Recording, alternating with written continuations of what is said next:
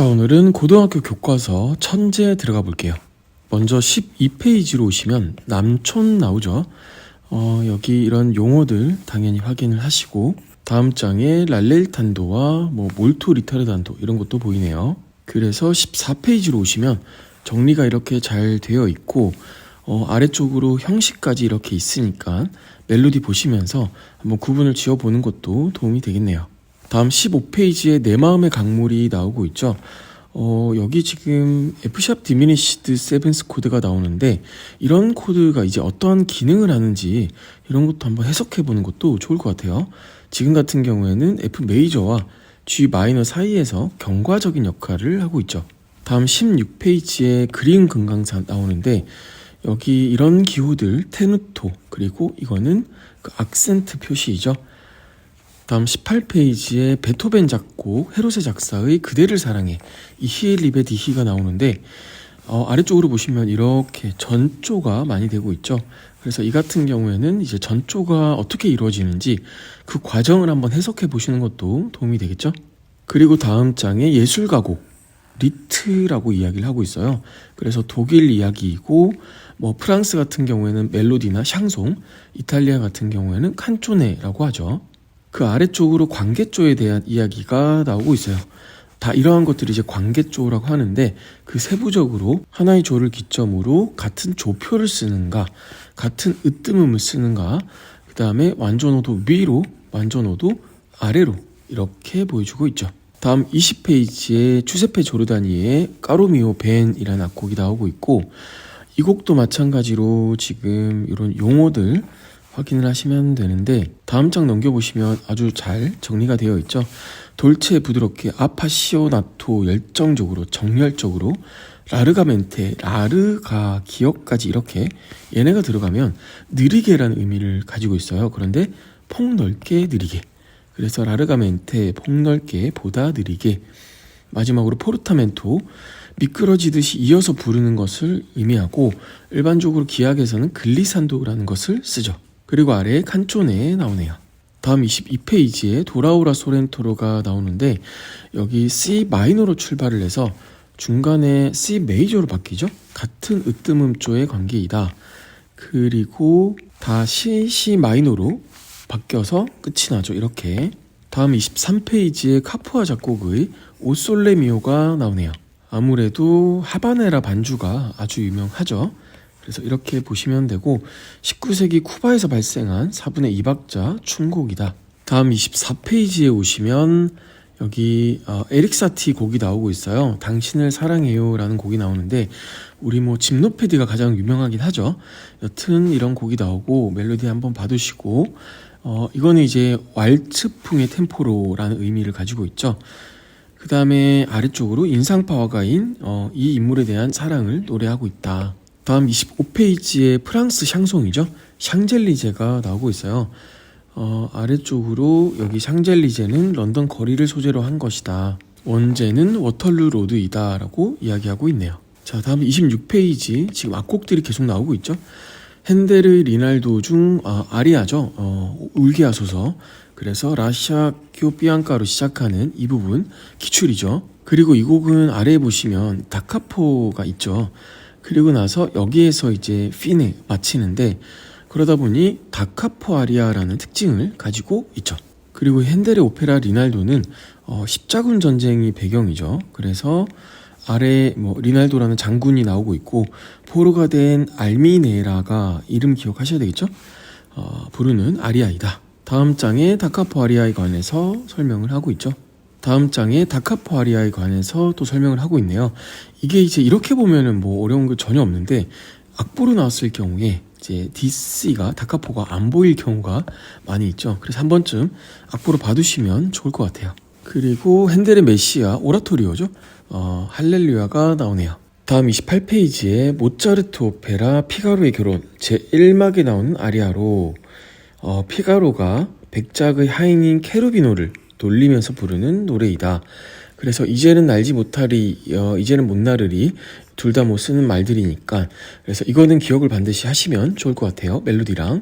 다음 29페이지에 베르디 오페라가 나오네요.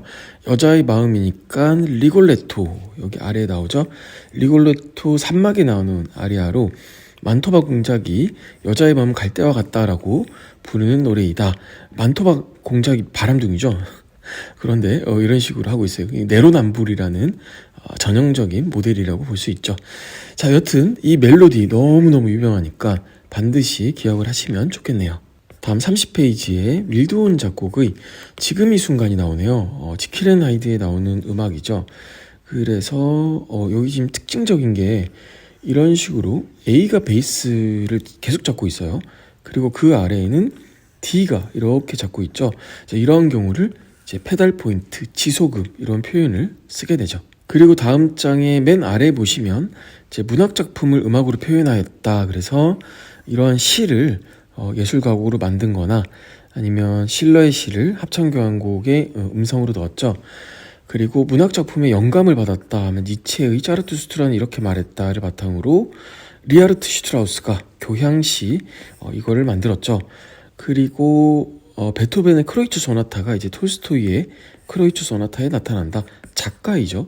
다음 32페이지에 영웅이라는 악곡이 나오는데 이 곡은 사실 그 교과서들마다 정말 많이 나왔어요. 그런데 저는 이게 나올까라는 생각이 거의 다 지나갔었는데 이 교과서 같은 경우에 다음 장에 지금 이러한 내용이 나와서 한번 눈여겨볼 만하다라고 생각이 되네요. 베르디 이야기가 나오고 있죠. 이탈리아 민족 통일 운동의 상징적인 인물이다. 그래서 오페라 나부코 있죠. 거기에 나오는 히브리 노예들의 합창이라는 것이 이제 독립운동에 쓰였다라고 배경을 보여주고 있어요. 그래서 이런 것들은 연계하기가 너무너무 좋아서 저는 굉장히 좋다, 중요하다라고 생각을 해요. 예를 들어서 뭐 이런 나부코 이런 단어가 블랭크로 나올 수도 있겠네요. 그렇죠? 이런 배경을 주고 오페라 이름을 써봐라. 물론 히베리 노예들의 합창까지는 줄지는 모르겠지만 너무 티가 나니까 여튼 이런 식으로 오페라 제목을 말하게끔 하는 그런 것들은 괜찮은 것 같아요. 다음 34페이지에 사랑의 계절이라는 악곡이 나오고 있어요. 뮤지컬 렌트에 나오는 곡이죠. 넘버이죠. 그래서 여기 이런 말이 있고 렌트는 푸치니 오페라 라보엠을 현대한 뮤지컬이다. 그래서 우리 그 모리와 했을 때 투란도트 푸치니 오페라이죠. 그 다음에 나비 부인 했을 때 여기로 들어가야겠네요. 나비 부인 했을 때 사쿠라가 나오죠. 그리고 지금 보시는 게 여기 곡은 아니지만 렌트라는 것이 이 라보엠의 영향을 받았다. 이쪽으로 쓸까요? 네. 렌트. 그리고 나비 부인 같은 경우에는 미스 사이공으로 배경을 주게 되죠. 다음 36페이지에 I have a dream이라는 악곡이 나오고 있네요. 멜로디는 너무너무 익숙하죠. 그래서 아래쪽으로 보시면 뮤지컬 맘마미아의 주요 넘버이다. 다음 37페이지에 웨버 작곡의 오페라의 유령 나오고 있어요. 가장 유명한 넘버가 나오고 있고 전주며 멜로디며 너무너무 제일 유명한 악곡이죠. 다음 38페이지에 뱀 노래가 나오는데 여기 닻을 끌어올리며 부르는 사공들의 노래이다. 즉 노동요이죠. 그래서 노동요 설명이 이렇게 나오고 있고 그 이외에도 우리나라 옹에야라든지 뭐 일본의 소란부시 고기 잡는 그런 내용이죠. 그리고 미국에 또 이런 곡도 있대요. 저는 처음 보지만 철도 현장에서 일할 때 부르는 노래래요. 그래서 이러한 것들이 전부 노동요에 들어간다. 이제 제목이 나왔을 때 공통점을 찾는 이런 문제도 많이 나오죠. 다음 39페이지에 모리화라는 악곡이 나오는데 조금 특이한 점이 있네요. 숫자가 지금 쓰여 있고 아래쪽으로 이렇게 설명이 되어 있어요. 그래서 숫자가 0인 경우에는 쉼표이고 1부터 도로 보고 쭉쭉 간다. 그래서 위에 보시면 미 같은 경우에 도레미 했으니까 3으로 쓰여져 있죠. 그리고 옥타브가 넘어가는 경우 이렇게 점을 붙인다라고 하네요. 이게 그렇게까지 뭐 중요하다라고 저는 생각하진 않지만 그래도 처음 나왔으니까 한번 보고 지나갈게요. 다음 41페이지에 이제 흑인 연가가 하나 나오고 있어서 이건 조금 봐두시면 좋을 것 같고 어메이징 그레이스 뭐 전 세계적으로 너무너무 유명한 인류적인 곡이죠. 그리고 아래에 지금 세계 여러 지역의 민요 특징이 나오는데 다른 것보다 여기는 좀 볼 필요가 있겠네요. 이탈리아 칸촌의 스페인 플라멩고, 그 다음에 포르투갈 파두까지 다음 44페이지에 저도 너무너무 좋아하는 곡인데 러블랜드 작곡의 10월의 어느 멋진 날에가 나오네요. 시크릿 가든이라는 팀의 노래에 가사를 붙인 곡이다. 다음 50페이지로 오시면 이제 국악이 나오네요. 경기민요 경복궁 타령. 그래서 자진 타령 장단으로 이루어져 있고 받는 소리가 먼저 이렇게 시작이 되고 매기는 소리부터 남문을 열고 가사가 나오죠. 그런데 그 가사가 또 이렇게 2분박으로 나뉘어진다. 남문을 열고. 다음 페이지에 오돌독이 제주민요 나오네요. 매기는 소리와 받는 소리. 그래서 이렇게 멜로디 가사 확인하시면 되겠네요. 다음 52페이지에 농부가 나오네요. 여기 중몰이 장단인 걸 보니까 긴 농부가이고 남도 민요이기 때문에 육자배기토리를 사용한다. 그리고 아까 말씀드린 대로 긴 자진 형식이다. 여기도 받는 소리, 매기는 소리 반드시 확인을 하시고 아래쪽으로 쭉 내려오다 보면 판소리 춘향가에서 널리 알려진 노래이다. 이거 좀 잡고 갈게요. 다음 장에 긴 자진 형식, 중몰이, 중중몰이 이런 것들이 나오고 있고 아래 자진 농부가 나오네요. 중중몰이 장단으로 되어 있고 이런 식으로 여기도 멜로디 확인을 하시면 되겠네요. 육자배기 톨이다 보니까 이렇게 굳게 떠는 표시가 나오고 이런 식으로 꺾어 내려오는 꾸밈음이 있죠. 이 꾸밈음은 구성음에 포함시키지 않는 게 좀 계산하기가 수월하실 거예요. 다음 54페이지에 수신가 나오네요. 서도 민요이고 수신가 토리를 사용한다. 그런데 이 곡 같은 경우에는 우선 이 가사를 조금 보시면 좋을 것 같고 이게 지금 긴 수신가라면 역금 수신가가 있죠. 역금 수신가 같은 경우에는 소산강으로 배 타고 이러면서 시작하는 가사이죠. 다음 장에 역금 수신가 나오네요. 그래서 소산강으로 배 타고 이렇게 가사 보시면 되겠죠. 다음 56페이지에 강원도 아리랑 엄머리 장단으로 유명하고 빼나리토리 당연히 사용하고 아래쪽으로 보시면 정선 아리랑과 함께 강원도의 대표적인 민요이다. 그래서 메나리토리의 특징 또 이런 식으로 잡아주고 있죠. 소리 경과적인 기능을 하면서 중요한 음이다. 이 자체가 중요하다라기보다도 흘러내리는 그러한 기능을 함에 있어서 중요한 위치에 있다, 중요한 역할을 한다 그 얘기죠. 다음 57페이지에 뱃노래 나오네요. 받는 소리, 매기는 소리, 특히 이런 것들 기억하시면 되겠죠.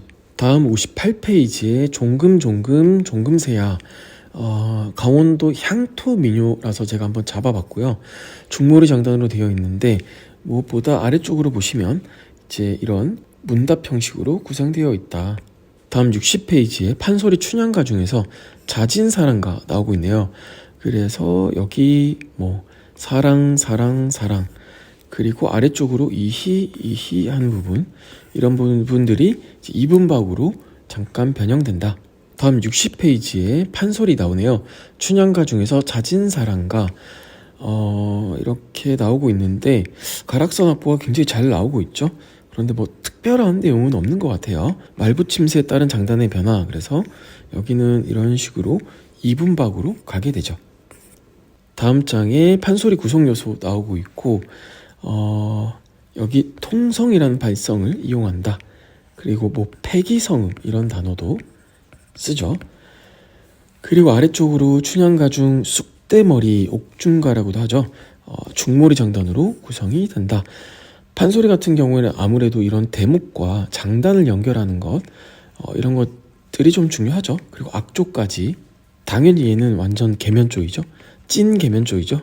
그래서 진 계면이라는 표현을 쓰기도 하는데 여튼 이렇게 장단과 악조 같은 거 연결하는 거 나올 때마다 보면 좋을 것 같아요. 다음 62페이지에 김기수님 작곡의 북천이 말딱허늘 그래서 아래쪽으로 고가신조라는 단어가 또 보이죠.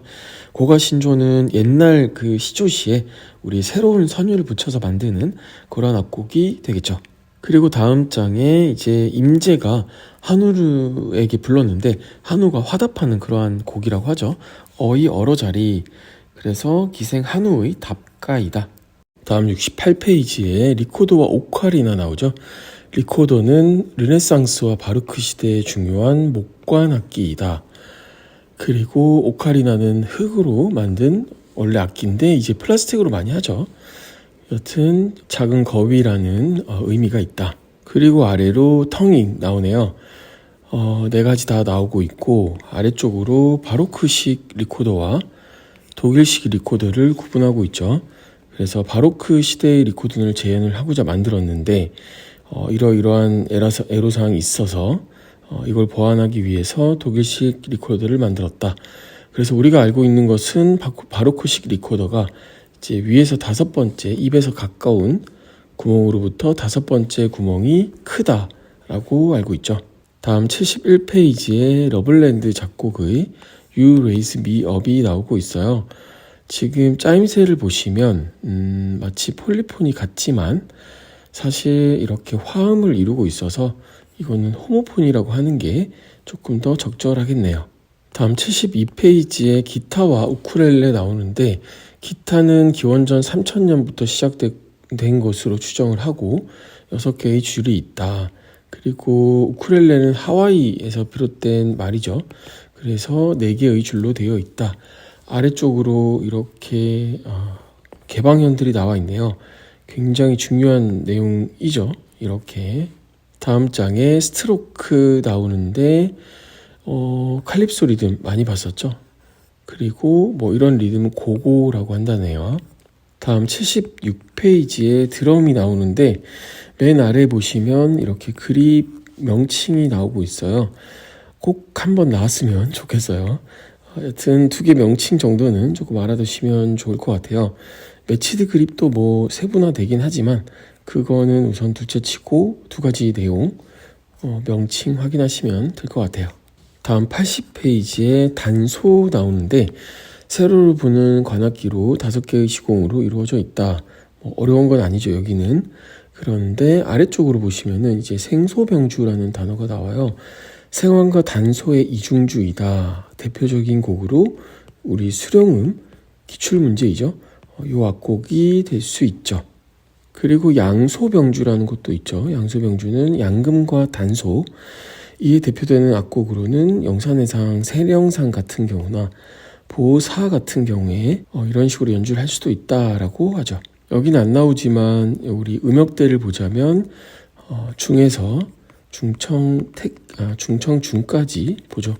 그리고 82페이지로 오시면 여기 운지 하나 보고 가려고 잡았는데 남이 있죠. 청은 우선 세게 불면 나는 소리니까 제껴두고 남이 있는데 남이 이렇게 반공을 사용한다. 왜냐하면 중임무왕태로 가잖아요. 그런데 다 막았을 때 중이고 이렇게 그 다음에 하나 떼면 임, 중임, 그리고 무가 얘를 다 떼면 비워두면 무인데 지금 반만 막아놨죠.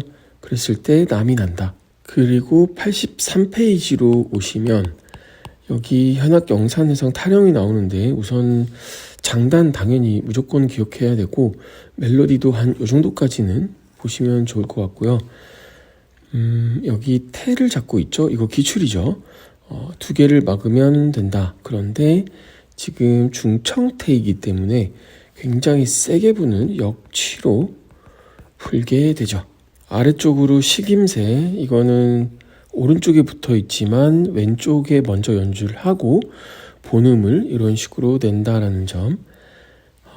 그 다음에 여기도 이렇게 가는 건데 지금 한음 올라갔다가 내려오고 있죠. 그래서 한음 위의 음과 본음을 같은 길이로 소리낸다. 같은 길이이죠.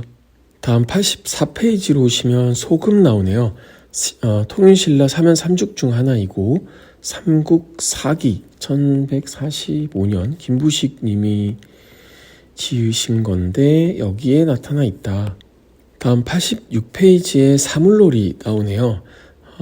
김덕수 사물놀이패가 제일 유명하고 시초라고도 하죠. 또 아니라는 것도 제가 본 적이 있어서 그걸 확실하게 정할 수는 없지만 여튼 이렇게 우선 두시고 교과서는 그렇게 나오니까 이렇게 3도 농악을 원래 그런 거죠. 풍물가락이라는 게 여러 지역의 그 가락을 모은 건데 여기에서 다시 좋은 가락들 뽑아서 전문적으로 연주하는 게 바로 지금 보시는 사물놀이가 되는 거죠.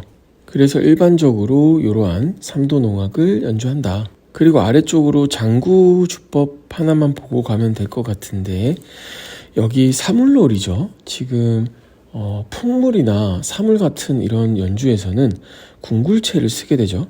그 다음에 궁굴체를 안 쓰고 손으로 치는 경우에는 일반적으로 민요가 그렇게 연주를 하고요. 여튼 궁굴체를 지금 치고 있는데, 궁굴체 중에서도 이렇게 반만 색칠해 놓은 것, 이 경우에는 궁굴체로 원래 북편을 치는 거죠, 이렇게. 그런데 채편을 친다라는 특징을 가지고 있죠. 자, 그래서 다음 장 87페이지에 보시면 지금 인사굿이 나오네요. 그래서 갱갱 갱갱 개개갱갱갱 겟, 여기는 막음새라고 하죠. 그러고 나면 이제 징이 한번 꿍 울리고 사람들이 이제 인사를 하고 연주를 하게 되죠. 그리고 아래에 지금 연주자들이 나와 있는데 이분이 제일 정확하게 나와 있는 것 같아요. 여기 노란색이 나와 있고 검은색, 흰색, 파란색, 빨간색이 나와 있죠. 지금 오방색을 보여주고 있네요. 다음 88페이지로 오시면 짝쇠라는 단어가 보이죠. 바로 웃다리 풍물의 아주 특징이 되는 것 중에 하나인데, 이 짝쇠는 상쇠와 부쇠가 여기는 안 나와 있는 단어이지만 우두머리, 그러니까 꽹가리 연주자 중에서 대표가 되는 사람과 부쇠가 주고받는 그러한 가락을 짝쇠라고 한다. 또는 짝드름이라는 표현을 쓰기도 하죠. 이 드름이라는 것은 우리나라 말인데 가락, 선율이라고 할 수 있죠. 지금 이런 사물놀이 장단에서는 장단이라는 표현을 쓸 수도 있겠죠. 그렇다고 뭐 짝가락, 짝장단 이런 표현은 안 쓰고요. 이제 짝드름 또는 짝쇠라는 표현을 쓰죠. 그래서 보시면 이렇게 연주하면 주고받는 이러한 형태를 보이죠. 그리고 다음 장에도 이어지는데 상쇠가 치는 것을 이제 신호가락이라고 한다. 그리고 맨 아래에 뭐 이런 게 시험에 나올 수도 있죠. 예를 들어서 이렇게 그림을 주고 이거에 가락 이름을 써봐라. 그러면 딱 봤을 때는 좀 헷갈리죠. 왜냐하면 사람이라는 게 어차피 이렇게 처음부터 읽게 되니까.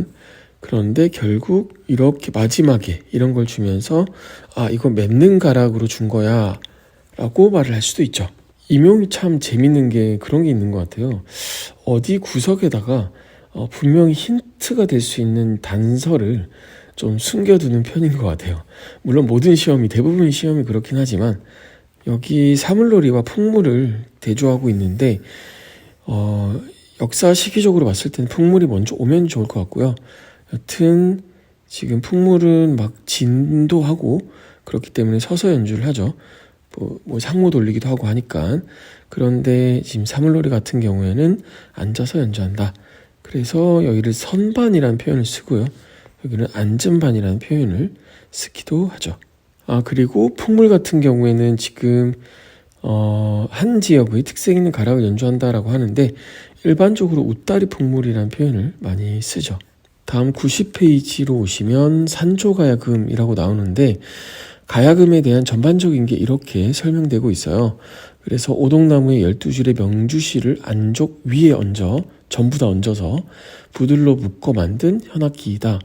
그 종류에는 법금, 정악가야금, 풍류가야금이라고 하는 것과 끊고 산조가야금, 끊고 계량가야금이 있다. 그래서 풍류가야금 같은 경우에는 우르기 이제 전수를 했죠. 가야금의 가시랑이 만들고 그리고 이제 제자 법지, 계고, 만덕에게 다양한 것들을 제공을 하는데 계고에게 가야금을 가르쳤다라고 하죠. 그래서 아래쪽으로 이제 용어들이 나오고 있죠. 안족도 나오고 뭐 여러 가지가 나오는데 뒷판이 나오고 있어요. 여기 달 모양이고 울림통이고 이거는 해 모양이라고 하죠. 그리고 뭐 그런 말도 있죠. 12줄이라는 게 1년 12달을 의미한다. 그리고 아래쪽으로 레솔라, 레미솔라, 시, 레미솔라 이렇게 12개의 음이 나오고 있죠. 실제 음은 이보다 완전 5도 아래 음이 난다라고 하죠. 그래서 여기 레는 실제 음은 솔이다. 실제 조율음이 솔이 되는 거죠. 그리고 다음 장에 이제 주법이 나오죠. 숫자는 뜯는다. 그다음에 동그라미는 튕긴다. 오른쪽으로 농현과 꺾는 음이 나오고 있죠. 자, 다음 92페이지로 오시면 미디에 관해서 약어를 쭉 풀어쓰고 있어요. 요거 하나는 조금 알아두시면 좋겠죠. 물론 VSTI도 그렇긴 하지만 우선은 이런 게 시험에 나온 적은 없어서 이거 하나 정도 외우시면 될 것 같아요. 다음 95페이지로 오시면 국악사가 나오네요. 상고시대부터 이제 제천의시 이야기를 하고 있고, 삼국시대 고구려에서는 왕산악의 검고, 그다음에 백제에선 위에 서역문화라는 단어도 있네요. 그래서 이게 이제 서량기가 되고, 백제로 와서는 이제 중국에서 들어온 기약물을 미마지가 일본에 전파를 하였다. 그래서 그 기약무가 이제 현재 그 산대 도감놀이, 이거 양주 별산대 놀이죠. 이거랑 봉선탈춤의 전신이다. 다음 신라 가야금 이야기 하고 있네요. 그리고 이런 이제 유물들 장경호 토기, 그리고 고구려 안악사무분의 벽화이네요. 그런데 이거 안악사무분 벽화가 아닌데, 이거 무용총 벽화예요. 지금 뭔가 잘못 나온 것 같아요. 그래서 이 두 인물은 무용총 벽화로 저는 알고 있어서 한번 찾아볼게요. 자, 제가 지금 국립국악원에서 운영하는 그 공식 사이트에서 가져온 거예요. 보시면 무용총 벽화 중 검은 고를 타는 두 선인에서 이 그림이 나오고 있죠. 비교를 해보시면 똑같죠? 이렇게. 그래서 이거는 교과서가 잘못되었다. 이럴 때 기분 좋죠. 자, 다음 아래로 이제 침향무가 나오네요. 침향무 같은 경우에 기출이죠. 이게 1악장으로 되어 있고 지금 검은고 이런 모습이 나와 있어서 현대적인 음악이다라고 이제 인지를 할 수가 있겠죠. 다음 96페이지에 남북국 시대가 나오는데 먼저 신라 같은 경우에는 뭐 이런 번패 이런 것들은 다 유명하고 여기 처음 나오는 게 있네요. 향가집 3대목이 편찬되었다. 이 향가라는 게 사실 선율은 없고 저기 가사만 남아 있다라고 하더라고요. 그래서 이거는 책 제목은 나오지만 그렇게 중요할까라는 생각이 좀 들고 여튼 처음 나왔으니까 한번 보고 넘어갈게요. 그리고 뭐 나머지는 다 봤던 내용들 나오고 있네요. 아래쪽으로 번패 또 이 악보가 처음 나오는 것 같은데 헛소리, 칫소리를 구분하고 있죠. 이거 두 개를 어떻게 구분을 할까라고 따져보자면 칫소리가 훨씬 더 느리고요. 그래서 느리다, 느림. 그리고 장식음이 굉장히 많죠. 다음 아래쪽으로 최치원의 향악자병오수가 나오죠. 향악자병오수는 최치원이 만든 시인데 신라 5기, 신라에 있었던 5가지 놀이를 보고 그것을 이제 시로 풀어낸 그러한 것이라고 볼 수 있죠. 그래서 그 주제나 내용이 이제 금안 같은 경우에는 공놀이다. 뭐 나머지는 이렇게 다 매칭을 이렇게 1대1로 시키고 있는데 제가 오른쪽으로 이거는 교과서에 없는 내용이고 제가 시를 들고 와봤어요.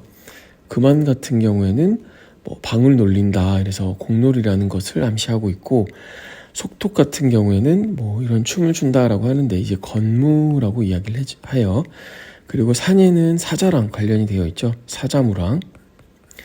그래서 보시면 뭐 꼬리를 흔들고 이런 말이 있고 월전은 술에 관한 이야기, 대면 같은 경우에는 가면무라고 하죠. 그래서 이런 단어가 보이네요. 다음 97페이지로 오시면 고려시대에 나오네요. 삼국 사기가 편찬이 되고 아당 향악기가 다 있으므로 이것을 삼보악이라고 한다. 그 다음에 오른쪽으로 있는 내용들은 뭐 다 본 내용들이고 여기 국악기관 대학서가 보이네요. 그리고 아래쪽으로 보호자가 나오죠. 환도 아닌 병식의 일자 이름 그리고 사자마다 네 글자마다 박을 연주한다. 다음 98페이지로 오시면 이제 조선 전기 나오네요. 예학사상을 바탕으로 해서 이러한 악곡들이 창작이 되고 뭐 정간보 그다음에 맹사성 박연 이런 인물들 유명하죠. 악학개범 성종 성현을 중심으로 만들어졌죠. 그리고 아래로 여민락이 나오네요. 용비어천가, 그래서 백성과 더불어 즐긴다라는 그 뜻을 가지고 있죠. 다음 99페이지의 조선 후기. 그래서 아래쪽으로 이제 이런 내용들이 나오죠. 풍류음악이나 민속음악들이 발달을 하게 된다. 그래서 쭉 내용 나오고 있고, 여기 향악화를 이야기하면서 음악은 점점 빨라지고 음역이 높아져 고음화가 된다. 두 가지 조선 후기의 이제 음악적 특징을 정리해 두시면 되겠죠. 그리고 아래로 영산해상 나오네요. 다음 100페이지에 개화기와 현대에 나오는데, 개화기 때 이제 이왕직 어학부 1915년 아학의 명맥을 간신히 유지하다가 그다음에 조선정학전습소가 개원이 되었다. 이거 이후가 아니고 이거 이전이죠. 그래서 1911년으로 보고요. 원각사에서 창극이 공연되었다. 이게 이제 1908년으로 보죠. 점점 거슬러 올라가고 있네요. 여튼 이때 이제 유성기 음반으로 녹음이 되기 시작하였다. 다음 현대로 와서 1951년 국립국악원이 개설이 되죠. 다음 101페이지에 또 이런 내용들이 나오고 있네요. 그래서 수신과 약산봉온으로 창부타령 다음 진도아리랑이 이제 이런 구조를 보이고 있죠. 제주도 또 서우제 소리가 나오네요. 한라영산으로 시작하는. 다음에 정선아리랑, 아리랑, 일반적으로 중모리 장단이 많죠. 그래서 다음 페이지에 뭐 이런 토리들 또 나오고 있고, 수신과 토리, 오도 위에 음을 떤다. 그 다음에 경기는 아무래도 순차가 많죠. 경쾌한 느낌이고, 남도민요는 육자배기 토리, 동부민요 하행선율 중요. 그 다음에 아래쪽으로 장단도 나오고 있어요. 세마치 기본 장단에서 지금 여기 원에 강세가 들어가 있죠. 또 어떤 책에는 여기 들어가기도 해요. 강세가. 다음 103페이지로 오시면 가곡이 나오네요. 시조시의 관현악 반주이죠. 그리고 여기에는 반주이기 때문에 세피리가 들어간다. 다음에 보통, 전부는 아니지만 보통 장구에 변죽을 친다. 그리고 아래쪽으로 오장 형식에 관해서 또 나오는데, 사장이 가장 하이라이트가 되고 오장의 끝 세음절을 부르게 된다. 시조는 생략을 하게 되죠. 그리고 아래쪽으로 가곡의 말붙임새가 나오는데, 앞음절은 짧게, 그리고 뒤에는 길게 늘려서 부른다. 이거를 어단성장이라고 하죠. 어단성장. 단어는 짧게, 소리는 길게. 다음 104페이지에 시조 나오네요. 평시조와 사설시조를 보여주고 있는데, 딱 봐도 사설시조가 이렇게 가사가 주저리 많죠? 이렇게 비교를 한번 해보면, 그래서 시조 같은 경우에는 가사가 늘어나도 장단의 길이가 늘어나지는 않는다. 그리고 가곡 같은 경우에는 3장이나 5장의 길이가 늘어날 수가 있죠. 뭐 예를 들어서 평롱이라든지 아니면 편락이라든지 편수대역 같은 이런 곡들이 늘어날 수가 있죠. 다음 105페이지에 진짜 엄청난 게 나왔네요. 김죽파류 가야금 산조가 이렇게 세산조시까지 이렇게 나왔어요. 한번 자세히 볼게요. 나는 왜 이렇게 신났지? 자, 산조는 신하위의 가락과 판소리의 장단에 영향을 받아 생긴 기악 독주곡이다. 대개 장구 반주가 따라오죠. 한 배에 따른 형식으로 이루어져 있고, 그래서 이렇게 가는데 그중 단모리를 세산조시라고 부르기도 하죠. 뭐 김죽파류에서는 그렇게 부르죠. 그리고 아래쪽으로 이렇게 아주 이쁘게 진양부터 쭉 나오는데, 먼저 여기 CA.이라는 것은 이제 썰카라고 하는데, CIRCA, 얘는 약이라고 보시면 될 것 같아요. 그래서 대략 25에서 30 템포로 연주를 하라. 여기 보시면 그리고 이 표시 있죠. 이거 얘는 이제 농현을 하지 말라라는 의미예요. 농현 X. 그리고 얘는 농현을 하는 거예요. 얘도 마찬가지. 그 다음에 얘는 눌러서, 얘는 현을 빼서 연주를 하게 되는 거고, 누르니까 당연히 음은 올라갈 거고, 빼면은 소리가 내려오게 되죠. 그런데 이렇게 말로만 듣는 것보다 연주를 들어보는 게 좋죠. 그래서 제가 지금 플레이를 할 텐데 거기가 영상을 쓸 수 있을지 없을지 몰라서 그냥 음악만 한번 들려드릴게요.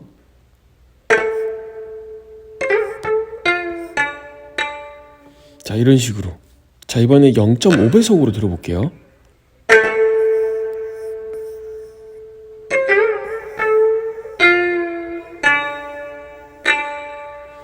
자, 여기 뒷부분은 조금 제가 듣기로는 다르게 들리는데 여튼 중요한 것은 여기 이런 것들, 농연을 한다 안 한다 이런 것들을 조금 들려드리고 싶어서 한 거고요.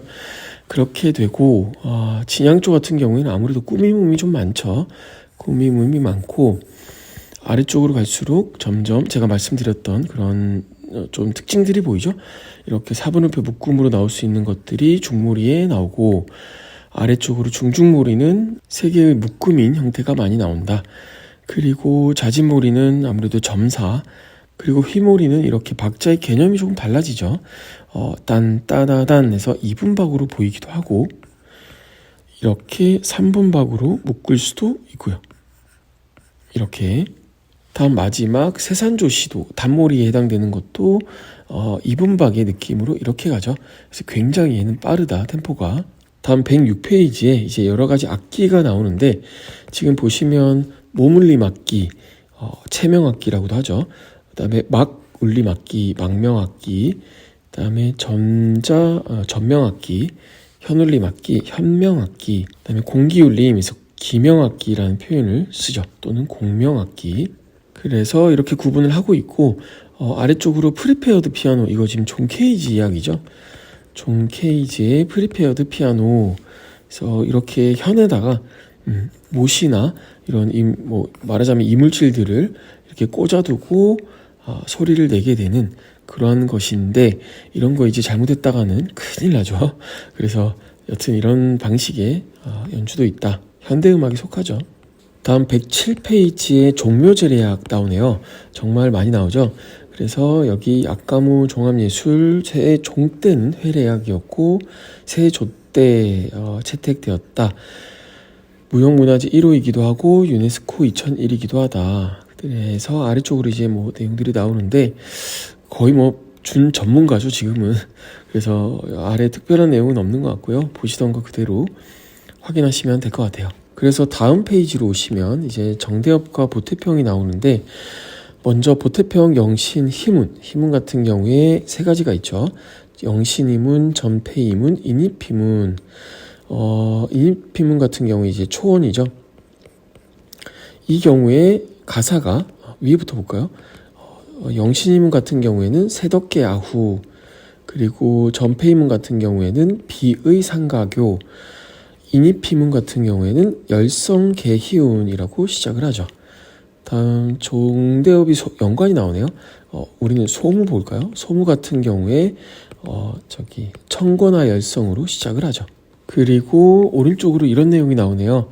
영신례에는 희문을 9번 반복하여 연주한다. 그래서 이를 희문 구성이라고 한다. 그리고 전폐 희문 같은 경우의 특징은 굉장히 느린 게 특징이죠. 다음 정대업의 태평소 사용하는 거 소무 분홍 연관, 이건 좀 알아두시면 되겠죠. 그리고 아래 이 내용은 기출이죠. 그래서 맹사성과 함께 논의를 해보았으면 좋겠소. 그래서 향악 이야기를 하고 있다.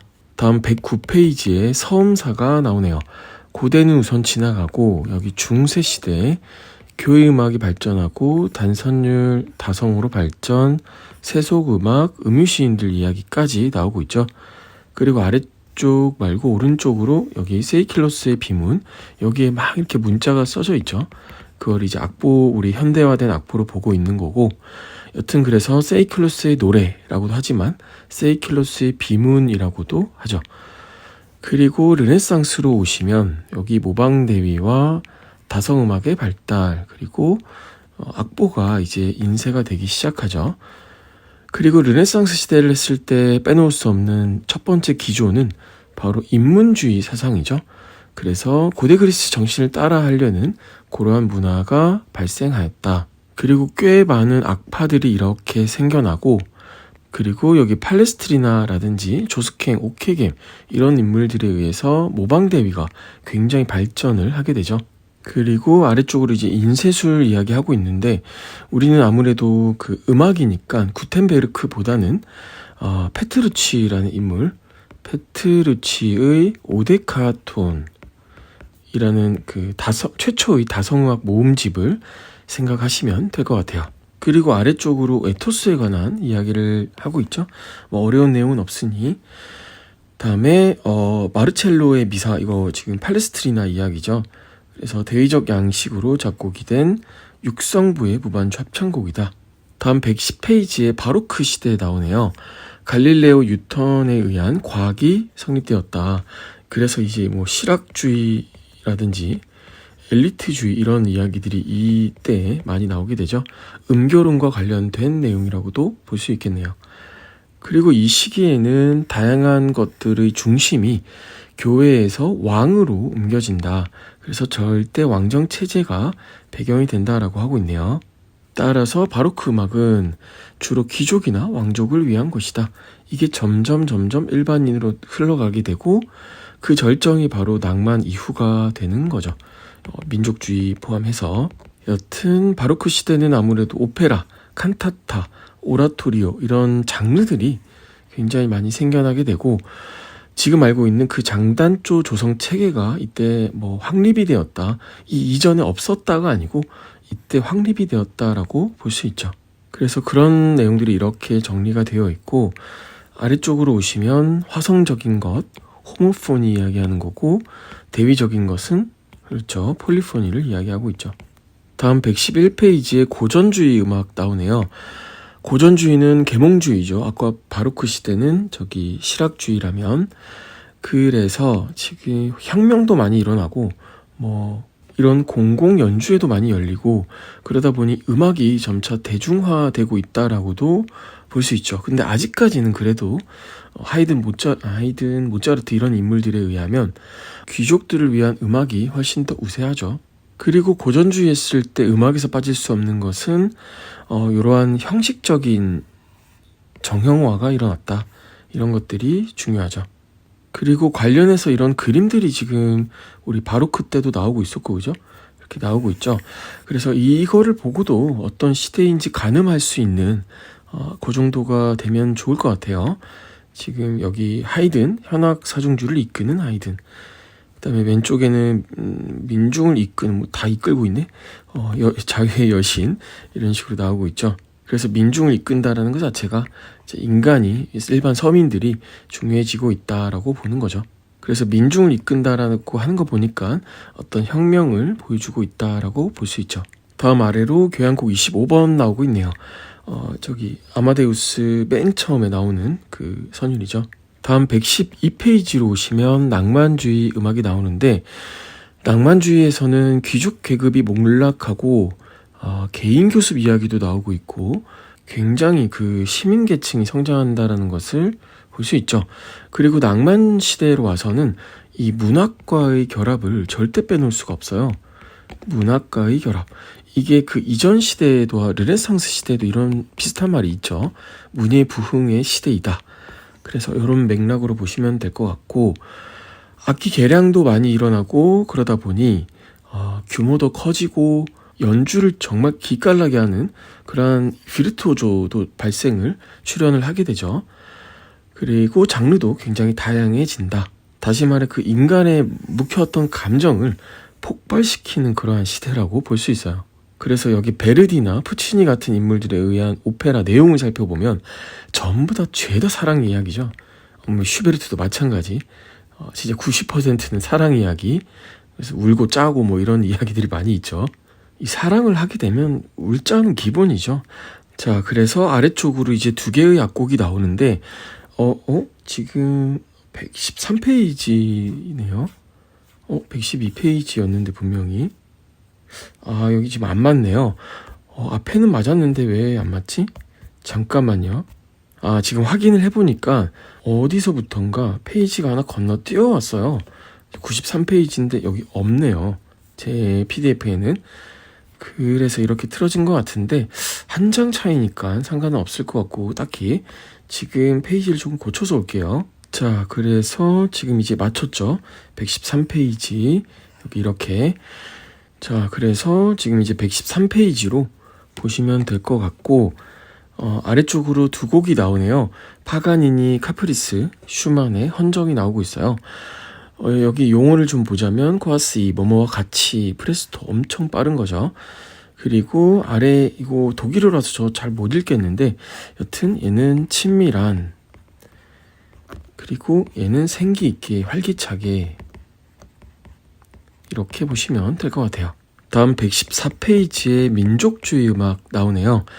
그런 오스트리아, 독일 이 유럽권의 어떤 음악적 대세를 벗어나서 애국심, 그다음에 자연, 그 나라의 자연, 그다음에 전설, 신화, 설화 이런 것들을 소재로 해서 이제 음악을 만들어내게 되죠. 그래서 민족주의 음악가들도 굉장히 많이 생겨나게 된다. 기출로 여러 번 나왔었죠. 그래서 이 인물들 이외에도 기출 보시면서 그 인물들을 좀 익혀두시면 좋을 것 같아요. 아래쪽으로 스메타나의 교향시, 나의 조국 중 제2곡 몰다우 기출이기도 하고 유명한 악곡 중에 하나이기도 하죠. 그래서 요 선율 마치 강에 물이 흐르는 듯한 그런 선율을 보시면 되겠네요. 다음 115페이지에 20세기 음악 나오네요. 현대 쪽 이야기 하는 거죠. 그래서 과학이 발달하고 매체가 발달함에 따라 여기 전자음악까지 이런 식으로 펼쳐지게 되죠. 그래서 굉장히 좀 다양한 시도, 실험이 있었다라고 할 수 있는 그런 시기라고 볼 수 있죠. 이런 악보들이나 인물들 잘 기억을 해두시면 좋을 것 같아요. 양이 너무 적죠. 이거에 비해 그 임용에 나온 수준에 비해서는. 그래서 가지고 계신 자료로 또 한번 이런 그림들, 악보들 확인하시고 그리면 되겠죠. 아래쪽 표에 이제 나름대로의 어떤 이런 시간 순서에 의해서 정리해 둔 것 같은데 인상주의부터 표현주의, 원시주의, 미니멀리즘 이렇게 가고 중간 어딘가에 이제 전자음악이 들어가면 되겠네요. 이거 사조를 딱 여기 이후로는 무자르듯이 딱 자를 수가 없어요. 그렇기 때문에 그냥 이렇게 보시면 될 것 같고 대표 곡과 작곡가 이런 것들 확인을 해보시면 되겠네요. 다음 장에 세레나데라고 해서 지금 작은 밤의 음악 보여주고 있죠. 이거 기출이었고 거의 이런 게 나왔었죠. 거의 똑같이 나왔네요, 그죠? 다음 118페이지에 놀람교향곡 변주곡 형식이죠. 그래서 아래쪽으로 이렇게 변주를 보여주고 있고 음영 처리를 통해서 어떻게 변했는지 아주 잘 보여주고 있어요. 그래서 좋은 교과서네요. 자, 여기 왼쪽에 변주곡도 개념 설명이 되어 있네요. 다음 120페이지로 오시면 소리의 어울림과 종지라고 해서 지금 짜임새에 관한 용어가 나오고 있는데 전부 다 기출이죠. 그런데 여기에서 기출이지 않은 게 하나 있어요. 바로 헤테로폰이네요. 이건 언제고 정말 나올 수 있다라고 저는 생각을 해요. 그래서 꼭 잘 봐두시면 좋을 것 같고 동일한 선율을 여러 명이서 연주하게 되면 또는 여러 악기가 연주를 하게 되면 그때 나오는 어떤 소리의 질감이랄까요?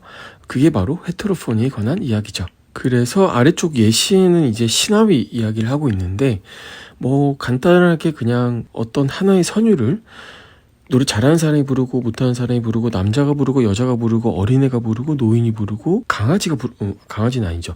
그래서 이렇게 불렀을 때 어떤 그런 질감, 소리의 질감, 그 짜임, 이게 바로 헤테로포니이죠. 정리하자면 동일한 선율을 한 가지 이상의 방식으로 동시에 연주하는 경우. 그리고 마지막으로 정리를 해볼 것은 화성적 단성 음악. 그래서 단성이 들어갔다라고 해서 모노포니가 되는 게 아니고 이제 화성이 붙었죠. 그래서 호모포니가 된다. 다음 121페이지에 샘여림에 관한 이야기 나오네요.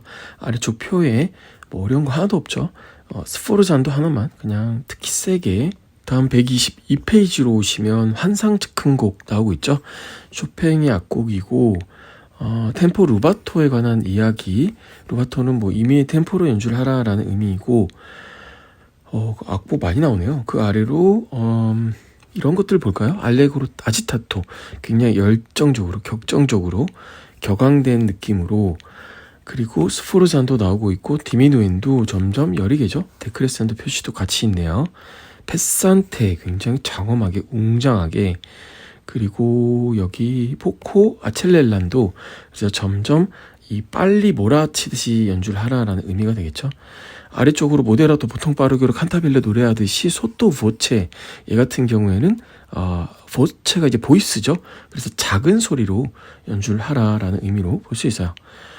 그 다음에 아래로 이제 프레스토 뭐 이런 거는 어려운 게 없는 것 같고, 여기 용어 정리들 확인을 하시면 되겠고, 또 이런 거 하나 알고 있으면 우리 애기들 가르칠 때 조금 재밌죠. 이탈리아어로 잃어버린 시간이라는 뜻이래요. 다음 123페이지로 오시면 여러 가지 음계가 나오네요. 위에 것들은 좀 지나가고 아래로 오시면 교회 선법이 나오죠. 장단조 이전의 선법이고, 일반적으로 교회 선법을 했을 때 중세 시대는 8선법이고 르네상스 시대 때에는 12선법으로 늘어나게 되죠. 그리고 고레고리아 성가 빅티메 파스칼리가 나오고 있어요. 이거 몇 선법인가요? 답이 나와 있긴 한데, 그렇죠, 1선법이죠. 다음 124페이지에 라보엠과 렌트가 하나의 챕터를 차지하고 있네요. 굉장히 거대하게 나왔는데 내용은 뭐 별거 없네요. 그냥 그런 줄거리들 이렇게 쭉 풀어내고 있고, 어떤 역사적 의미나 그런 것도 없기 때문에, 그렇죠, 뭐 크리스마스 사랑 이야기하고 있으니까 뭐 시험에는 좀 등장하기 어렵지 쉽진 않겠다, 그렇게 보여지긴 하네요. 여튼 오페라, 그리고 나오면 어떡하지? 여튼 오페라, 이렇게 나올 수 있죠. 이렇게 영향을, 뮤지컬 렌트의 기반이 되는 것, 뭐 예를 들어서 미스 사이공의 기반이 되는 것, 그 나비 부인이죠. 그리고 뭐 모리화라든지 사쿠라가 어디 쓰였냐, 이 정도, 뭐 그런 것들은 시험에 나올 수는 있겠네요. 126페이지로 오시면 전람회의 그림, 무소록스키, 그래서 친구의 어떤 그 그림을 10편을 음악으로 표현했다. 중간중간에 프롬나드가 나오죠. 그래서 프롬나드는 산책이라는 러시아 뜻이래요. 오른쪽으로 멜로디가 나오고 있고 굉장히 유명하죠. 그 다음에 여기 알레그로 빠르게 주스토 정확한 템포로 제 1곡이 나오네요. 난쟁이. 여기 샘플에 항상 비보 생기 있게, 아래쪽으로 튠리의 궁전, 뭐 튠르리의 궁전, 이런 다양한 명칭들을 쓰는데, 여튼 카프리치오, 그래서 굉장히 익살스럽게 굉장히 빠른 곡이라고 볼 수 있죠. 이 악보는 기출이죠. 위에 것도 기출이고, 얘가 기출인가? 기억이 잘 안 나네요. 여튼 프롬나드는 그래도 너무너무 유명한 선율이고 중요하기 때문에 반드시 알아두셔야 할 멜로디죠. 다음 장에 여러 가지 또 그림들이 나오면서 곡을 보여주고 있어요. 이렇게 매칭을 시켜가면서 몇 곡이다 이런 것까지는 좀 빼두셔도 될 것 같은데, 이런 멜로디와 그림을 연관시키는 것은 필요할 것 같아요. 언제고 시험에 나올 수 있는 부분들이죠. 그리고 전람회의 그림에 나오는 악곡들이 이제 박자가 굉장히 다양하다 보니까 여러 가지 박자를 이렇게 정리를 하고 있는 것 같아요. 헛박자, 겹박자, 혼합박자. 혼합박자는 뭐 2+3이나 3+2, 그리고 7 같은 경우는 뭐 3, 4 또는 뭐 2, 2, 3으로 가기도 하고요. 다음 128페이지 오시면 이제 다양한 기악곡들이 나오는데, 고전주의 시대 이후로는 소나타라는 장르가 형식 아니고요. 장르가 3악장 또는 4악장으로 운영된다. 그래서 4악장이 같은 경우에 1악장이 소나타 형식, 여기서 이제 형식이죠. 2악장은 느리다, 느린 가공 형식. 3악장은 미뉴엣 또는 스케르초. 그리고 4악장은 론도 또는 론도 소나타, 소나타 형식으로 구성된다. 여기 성진초가 멋들어지게 연주를 하고 있네요. 아래로 비창 소나타 1악장 나오고 있어요. 굉장히 유명한 악곡이고, 저도 이거 어렸을 때 정말 많이 쳤었는데 알아두셔야 할 멜로디죠. 딱 시작 부분이네요.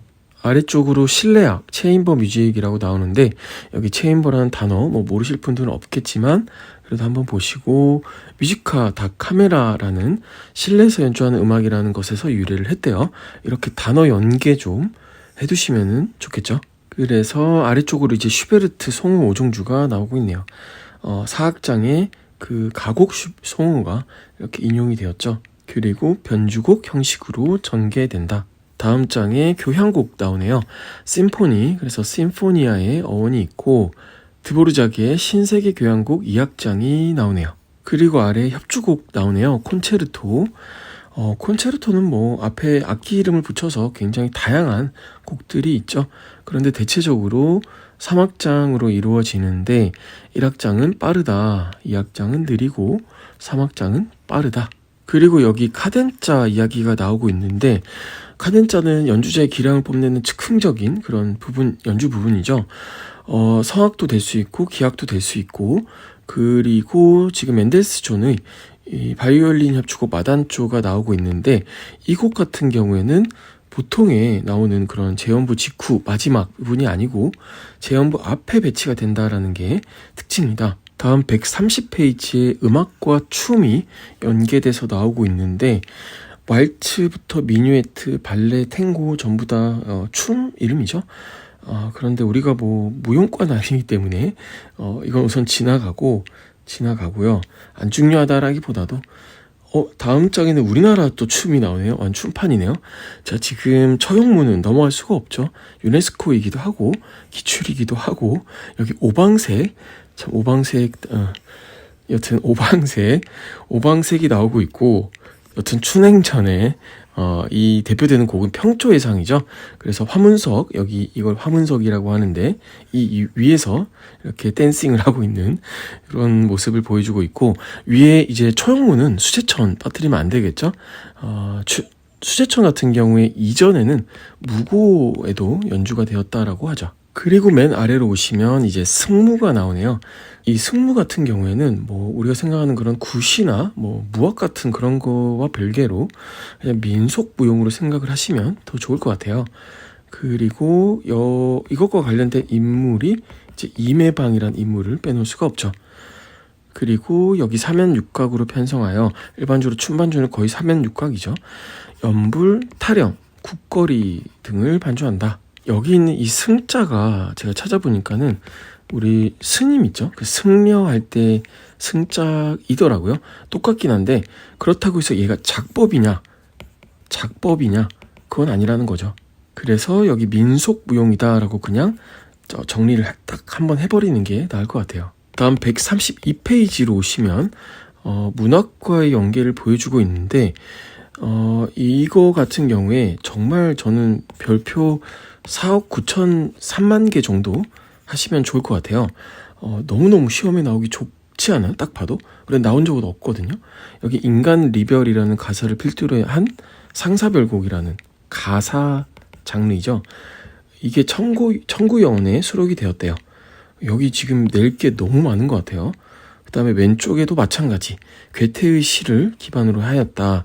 그래서 요 멜로디 주면서 다양한 것들, 예술가곡이다부터 시작을 해서 뭐 곡 제목을 물어볼 수도 있고 작곡가를 물어볼 수도 있고 여러 가지 물어볼 요소가 굉장히 많다라고 보여지네요. 오른쪽에 이 가사 같은 경우에는 저는 멜로디보다 사실 그 시작하는 텍스트를 먼저 외우는 게 좋지 않을까 싶어요. 그리고 133페이지에 음악과 수학이 나오네요. 수학은 뭐 빠뜨릴 수가 없죠. 그리고 이게 기출이기도 하고요. 뭐가 나왔었냐면 이 바르토크 관련돼서 피보나치 수열, 황금 비율이 나왔었죠. 그래서 앞에 있는 두 개 더해서 얘가 되고 이런 식으로 가는 거.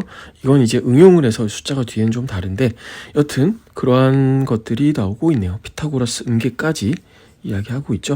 여기 그림과 곡 제목, 현악기, 타악기, 첼레스타를 위한 음악, 이거를 조금 기억을 해두셔야 되겠죠. 그리고 아래에 음악과 공학 이야기하면서 그루빙 기법, 그래서 우리 도로 같은 데 지나가면 막 멜로디 나오잖아요. 그게 홈을 파가지고 그 레코드처럼 지나갈 때 소리가 나게 만드는 그러한 마찰음을 이용한다. 그게 여기 LP판과도 같은 원리이다. 자, 마지막으로 148페이지에 국악의 계승과 발전하면서 유네스코 이야기 또 나오고 있죠. 연도도 다 나와 있으니까 이거 보시면서 정리를 한번 해두시면 좋을 것 같아요. 뭐 하나 빠뜨릴 거 없이 전부 다 중요한 것들이어서 기록을 조금 해두시면 좋겠네요. 자, 오늘 이렇게 이거 뭐죠? 천재 교과서 마치고요. 이제 다음 시간에 YBM으로 찾아오도록 할게요. 감사합니다.